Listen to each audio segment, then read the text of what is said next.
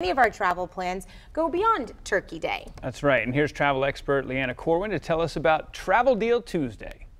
Travel Deal Tuesday has emerged as the best day for consumers to find deals on travel.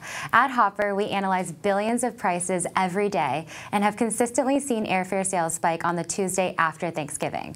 Hopper takes in about 10 to 15 billion prices a day, which it combines with current pricing trends to predict the future cost of airfare.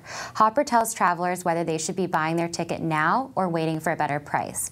This Travel Deal Tuesday, we're projecting sales on 20% of all domestic and international routes, including bucket list destinations like Barcelona, Turks and Caicos, and Hong Kong.